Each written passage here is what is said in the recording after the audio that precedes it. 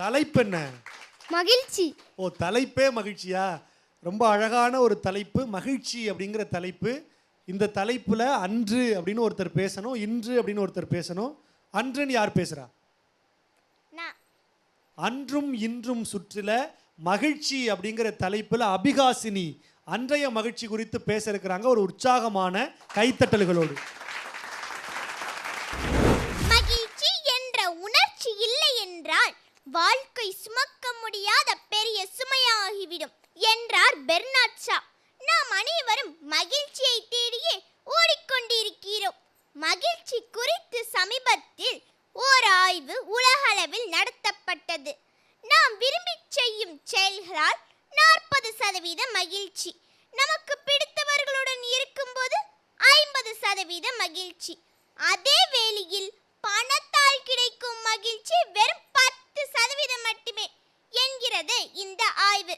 இத்தகைய ஆய்வுக்கூறுகள் ஏதுமின்றி அக்காலத்தில் மகிழ்ச்சியை முழுமையாக அனுபவித்தவர்கள் அன்றைய தலைமுறையே என்று கூற வந்துள்ளேன். நடுவர் அவர்களுக்கு முதல் வணக்கம், அவையோருக்கு மறுவணக்கம்.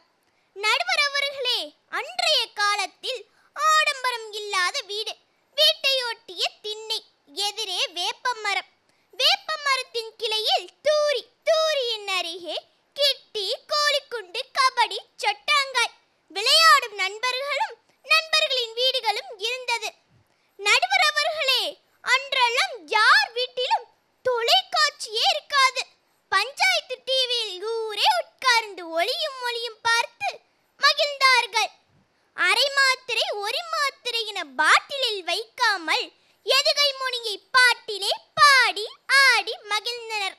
இதற்கு அம்மன் கோவில் பால்குடமும் தேர் திருவிழாவுமே சாட்சி. நடுவர் அவர்களே, திருமணம், காது குத்து என எந்த சடங்காக இருந்தாலும் வாழை மரம் கட்டுவதில் இருந்து மொய்ப்பணம் வாங்குவது வரைக்கும் அங்காளி, பங்காளி, மாமன், மச்சான் என உறவு முறையே ஒன்றாக நின்றது. இந்தியன் எப்போது மகிழ்ச்சியாக இருந்தான் தெரியுமா? நடுவர் அவர்களே, இந்தியன் எப்போது மகிழ்ச்சியாக இருந்தான் தெரியுமா? பச்சை கிளியே தோளோடு, பாட்டுக்குயிலோ மடியோடு, பூலோகம் ஆனந்தத்தின் எல்லை, இந்த பூமிக்கு கண்ணீர் சொந்தம் இல்லை என்ற பாடல் வரிகளுக்கு ஏற்ப ஆட்டையும் மாட்டையும் தன் உறவாக எண்ணி வாழ்ந்தார்களே. அப்போதுதான் நடுவர் அவர்களே, நண்பர்களுடன் சேர்ந்து கிணற்றில் குதித்ததும், ஆற்றங்கரையில் மீன் பிடித்ததும், எட்டாத நெல்லிக்கனில் எட்டி எட்டி பறித்ததும், பனைமரத்தில் ஏறி நொங்கு சாப்பிட்டதும், சாப்பிட்ட நொங்கை வண்டி செய்து ஓட்டியதும், இப்படி ஒவ்வொரு செயல்களிலும் வாழ்க்கையை மகிழ்ந்தும் மகிழ்வித்தும் வாழ்ந்தவர்கள் அன்றைய தலைமுறையே என்று கூறி விடைபெறுகிறேன். நன்றி, வணக்கம். Lakshmi ceramics, Medway hospital, wellness partner Shri Varma நிகழ்ச்சிக்கு உங்களை அன்புடன் வரவேற்கிறோம். என்னடா ராகவேந்திரன் சார் மட்டும் பேசுறேன்னு நினைக்கிறீங்களா? நான் மகிழ்ச்சியில் இருக்கேன், அதனால மகிழ்ச்சியில் உங்களை வரவேற்கிறேன். அனைவருக்கும் மகிழ்ச்சியான வணக்கங்கள். மகிழ்ச்சி என்று சொல்லும் போதே நம் மனதுடன் சேர்ந்து முகமும் பிரகாசிக்கும். இதுதானே தமிழின் நடையழகு. அத்தகைய தமிழ் எங்கள் காலமாகிய இந்த காலத்தில் தானே இருக்கிறது. ஆமாங்க, பூமியில் தொடங்கி ஆகாயம் வரை, விண்வெளியை தொடங்கி வெற்றியையும் கண்டுள்ளோம் அல்லவா? அரசு பள்ளி முதல் தனியார் பள்ளி வரை, மின்னணு கரும்பலகை, கணினி வழி கல்வி போன்ற அனைத்து தொழில்நுட்ப வளர்ச்சியை மேற்கொண்டு என் போன்ற மாணவ மாணவிகளுக்கு கல்வியை சுலபமாகவும் மகிழ்ச்சியாகவும் கற்றுத்தந்தது இந்த காலத்து மகிழ்ச்சி தானங்க. மருத்துவத்தை எடுத்துக்கோங்க. உடலை விட்டு உயிர் போனாலும் மண் தின்னு பார்க்கும் உடம்பை உடல் உறுப்பு தானம் என்ற சிறந்த செயலால் இறந்தவர்களையும் வாழ வைத்து அவர்களின் குடும்பத்தில் உள்ளவர்களை மகிழ்ச்சியில் ஆழ்த்தி உள்ளோம் அல்லவா? உடல்நிலை சரியில்லை என்றால் கையில் உள்ள தொலைபேசியை எடுத்து 108 என்னும் தொடர்பு செய்தால் மருத்துவமே நாம் இருக்கும் இடம் வந்து சேரும். அதுவும் இந்த காலத்து மகிழ்ச்சி தானங்க. பெண் சிசு கொலையை தடுத்து பெண்களின் கல்வித்திறனை உயர்த்தி பெண்களுக்கான இட ஒதுக்கீட்டை வழங்கி ஆணுக்கு பெண் சமம் என்ற சிறந்த செயலால் உணர்வை ஊட்டிவிட்டதும் இந்த காலத்து மகிழ்ச்சி தானங்க.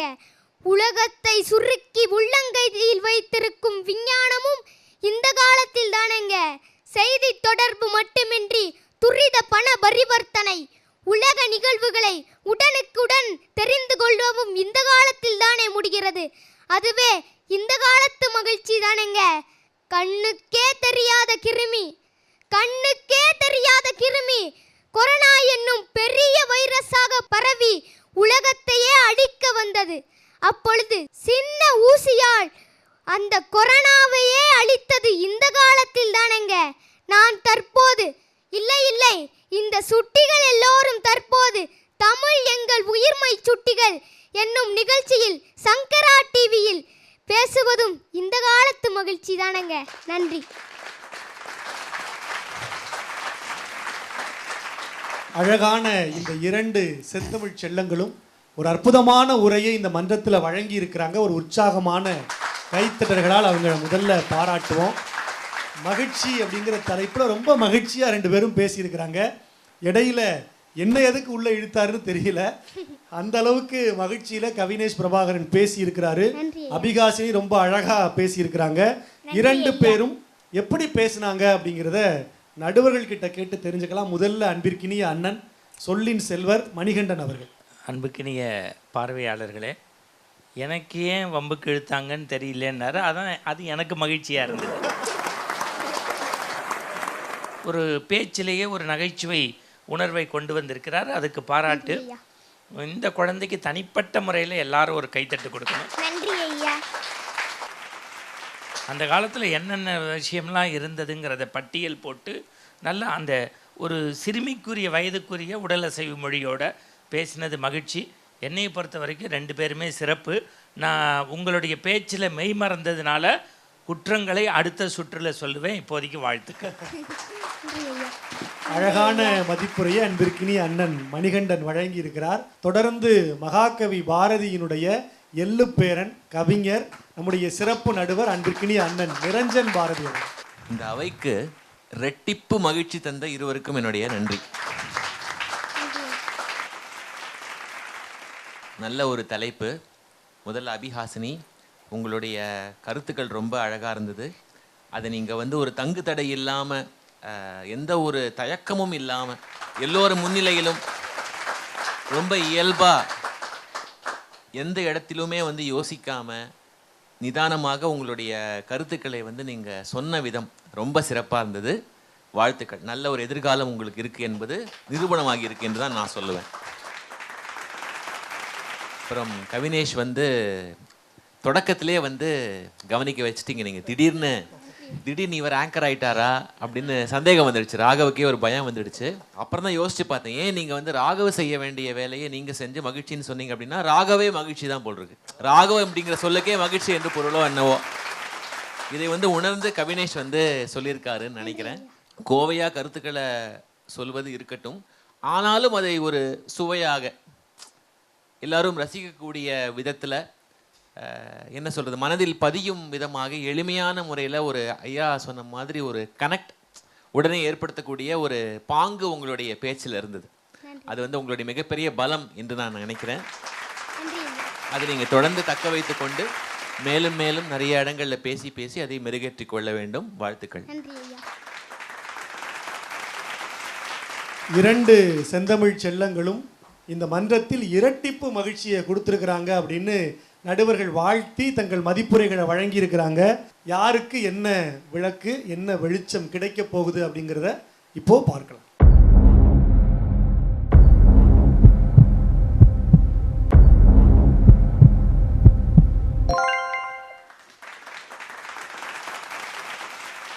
இரண்டு பேரும் ரொம்ப சிறப்பாக பேசியிருந்தாலும் இந்த சுற்றில் மகிழ்ச்சி அப்படிங்கிற தலைப்பில் கவினேஷ் பிரபாகரனுக்கு அந்த பச்சை விளக்கு வெளிச்சம் கிடைச்சிருக்கு. ஒரு உற்சாகமான வாழ்த்துக்கள்.